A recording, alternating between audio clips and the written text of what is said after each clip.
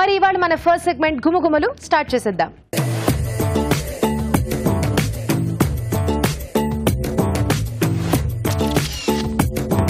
నమస్తే రాజు గారు. నమస్తే అండి. ఈ రోజు గుమగుమల్లో ఏ వంట చేయబోతున్నారు?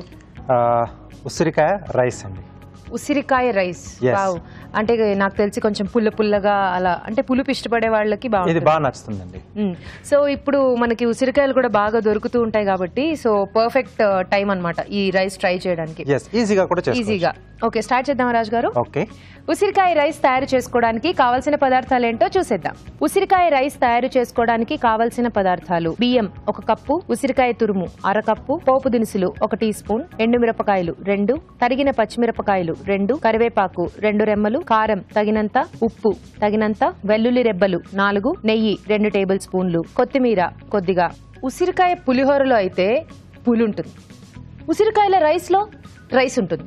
అంటే పులిహోరకి రైస్ కి తేడా అదేనా? అడిగేద్దాం రాజు గారిని. రాజు గారు ఏమంటారు మీరు? ఆ రెండింటికి తేడా అదేనా? ఏమో నేను మళ్ళీ అంటే ఆలోచనలో పడ్డాను. అంటే పులి ఉంటుందా లేదా అనా, లేకపోతే ఆ రెండింటికి తేడా అదే అనా?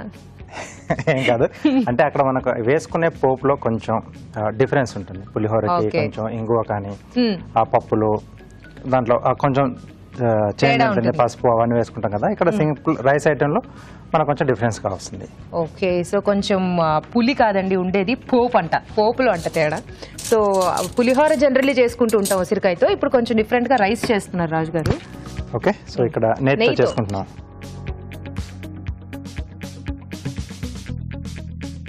సో అంటే ఇప్పుడు రాజుగారు ఏమంటారంటే చిన్న పోపు తేడాతోనే రుచులన్నీ మారిపోతూ ఉంటాయి వంటల్లో. సో పోపు కొంచెం డిఫరెంట్ గా పెట్టుకుంటే పులిహోర, ఇక్కడేమో ఇంకొక రకంగా పెట్టుకుంటేనేమో రైస్ కి అలా పెట్టుకోవాలన్నమాట. సో మీరు ఇవన్నీ జాగ్రత్తగా అబ్జర్వ్ చేయాలి. అంటే జనరల్ గా మనం చూపించే ఆ ఈజీ రెసిపీస్లలో కూడా మనం చిన్న చిన్న చేంజింగ్స్ తో చాలా రకాలుగా మనం రుచులు మార్చుకుంటూ డిష్లు చేసుకోవచ్చు అని చెప్తూ ఉంటాం కదా. అవును. సో ఇది కూడా అలాంటిదే. సో ఎండుమిరపకాయల తర్వాత పోపు దినుసులు, నేతి వాసన చాలా కమ్మగా వస్తుంది. అసలు నేతిలో పోపు పెట్టుకుంటే చాలా బాగుంటుంది రాజు గారు. పచ్చిమిరపకాయలు, అలాగే వెల్లుల్లి రెబ్బలు, కొద్దిగా కరివేపాకు. సో ఉసిరికాయలు అంటే మీరు ఇక్కడ అంటే మనం ఎలాంటి ఉసిరికాయలు వాడుకోవచ్చు? కొన్ని పెద్దవి చిన్నవి రకరకాలు దొరుకుతూ ఉంటాయి కదా రాజు గారు. పెద్ద ఉసిరికాయనండి. పెద్ద ఉసిరికాయ. ఓకే. చిన్నదాంతో ఎక్కువగా ఏంటంటే మనం పచ్చళ్ళు అవి చేసుకుంటూ ఉంటాం. అవును. అండ్ చిన్నది మనకి ఇలా తురుముకోవడానికి కూడా కొంచెం కష్టమే కదా. వాటర్ ఎక్కువగా ఉంటుంది దాంట్లో. ఉసిరి తురుమండి, తురుము మరి ముక్కలుగా అంటే బాగుండదు కదా తినేటప్పుడు. ఇలా తురుము వేస్తే రైస్ కూడా బాగా పట్టేస్తుంది.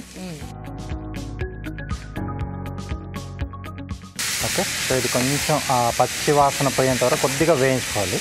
ఓకే, అది కూడా నేతిలో వేయించుకుంటే మనకి ఆ కమ్మదనం అంతా కూడా కాస్త ఉసిరికి కూడా పట్టేస్తుంది. సో ఉసిరికాయ కొంచెం పుల్లగా ఉంటుంది కాబట్టి కాస్త మనకి నేతిలో వేగితే ఆ పులుపు అనేది కూడా కొంచెం, ఆ పచ్చిమిర్చి ఎండుమిర్చి కూడా వేసాం కదా, అన్ని బాగా పట్టేస్తాయి. కొంచెం అది పచ్చివాసన పోతే బాగుంటుందండి. ఉసిరికాయ కొంచెం వేగాలి. ఆలోపు ఒక చిట్కా చూసేద్దాం.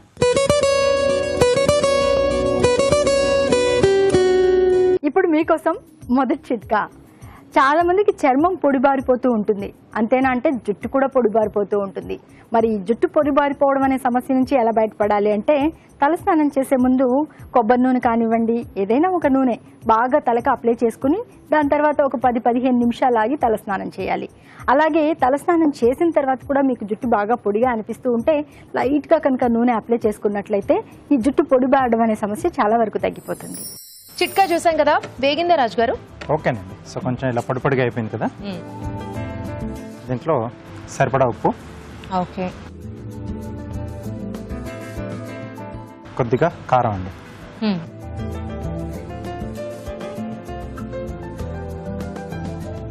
సో ఇదంతా ఒకసారి బాగా కలిపేసి రైస్ యాడ్ చేసుకోండి.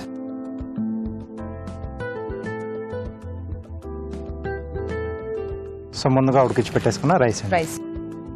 సో యాక్చువల్లీ ఉసిరికాయలు మనకి కార్తీకంలో రావడం స్టార్ట్ అవుతుంది ఎక్కువగా, బట్ ఆల్రెడీ స్టార్ట్ అయిపోయింది రాజు గారు.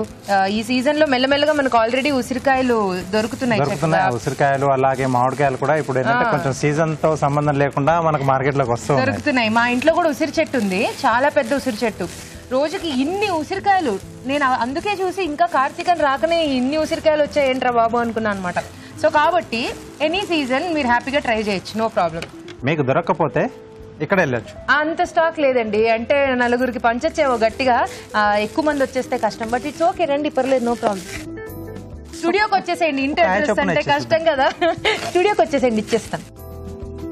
ఓకే, సో కొంచెం రైస్ మగ్గితే మనకు బాగుంటుంది. యా, కమ్మటి స్మెల్ వస్తుంది.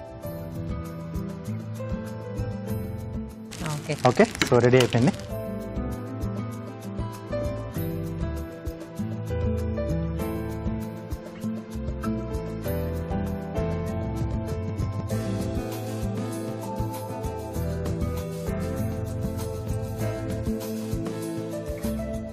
ఓకే, చూడ్డానికి చాలా బాగుంది. ఎస్, పైనుంచి కొద్దిగా కొత్తిమీర. సూపర్. ఉసిరికాయ రైస్ రెడీ అండి. గుమగుమలాడిపోతోందండి ఉసిరికాయ రైస్. టేస్ట్ చూడబోయే ముందు దీని తయారీ విధానం మరోసారి చూసేద్దాం. ఉసిరికాయ రైస్ తయారు చేసుకునే విధానం. ముందుగా బియ్యం ఉడికించి అన్నం సిద్ధం చేసుకోవాలి. ఒక పాన్ లో నెయ్యి వేసి ఎండుమిరపకాయలు, పోపు దినుసులు, తరిగిన పచ్చిమిరపకాయలు, వెల్లుల్లి రెబ్బలు, కరివేపాకు వేసి వేయించాలి. దీనిలో ఉసిరికాయ తురుము వేసి వేగనివ్వాలి. ఆ తర్వాత ఉప్పు, కారం, అన్నం వేసి కాస్త వేగనివ్వాలి. ఆపై కొత్తిమీరతో గార్నిష్ చేసి సర్వ్ చేసుకుంటే ఉసిరికాయ రైస్ రెడీ.